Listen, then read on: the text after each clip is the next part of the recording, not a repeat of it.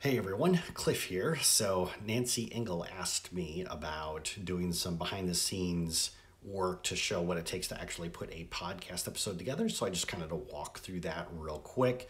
So obviously the first step in the process is finding a guest. Now, when I'm looking for guests for the podcast, I automatically know that not everybody is going to be a good fit for the podcast. So what I'm looking for is, because the overall vision of the podcast is to really inspire people in the Michigan community.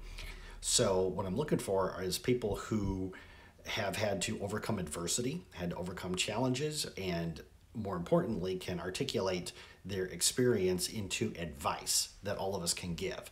And the reason why I do that is because I've got guests on my podcast that are CEOs of companies or they are directors of nonprofits, and not everybody can relate to that. However, everybody can relate to the device. So if they have achieved something, how do they get over it? How do they get beyond it to actually go and reach their aspirations and reach their dreams? So anyways, here is somebody who I met through LinkedIn, which is one of the platforms that I use to find potential guests.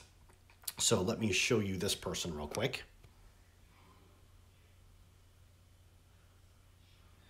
Okay, so I take a look at her profile, and the first thing that catches my eye is she's the president and CEO of an automotive research center. I'm thinking to myself, automotive, and I go through her LinkedIn profile, come to find out she's got a master's degree in mechanical engineering, bachelor's and master's in mechanical engineering, as well as a specialization inside of polymers. I learned that she worked at GM and then she worked at Nissan. So now all of a sudden I'm looking at this and I'm saying to myself, well, I was an engineer, so I know automatically that number one, engineering is a male dominated field.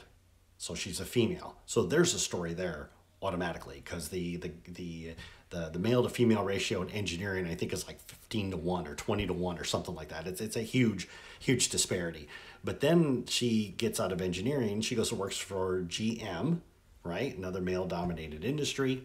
Then she leaves GM to go work for Nissan, another male dominated industry. So now all of a sudden I'm curious. I'm like, how did she build her career? How did she get in there in the in the first place? So I reach out to her. She agrees to be interviewed or pre-interviewed for the podcast, and I get her on the phone.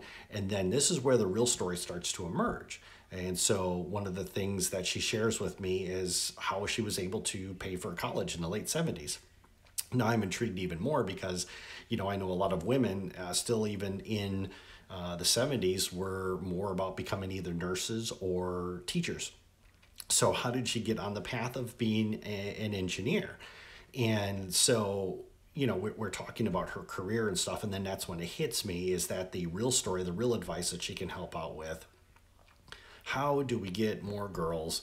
How do we get more women to go into science related fields like engineering or chemistry or whatever those particular issues are? But what can we do to inspire girls and women to do that? And what would her advice be? So I asked her that question. I said, hey, in the interview, if we talked about this, would you be up for it?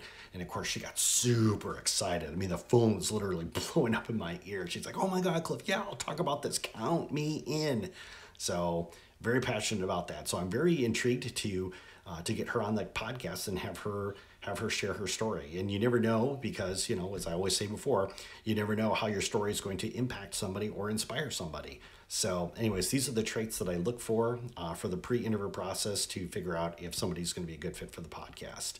And now that I've gone through the pre-interview process with her, I can structure the actual interview to make the story sound even better and more succinct. So anyways, just want to share that with you guys. I hope you're all doing well, and I'll see you in the next video. Cheers.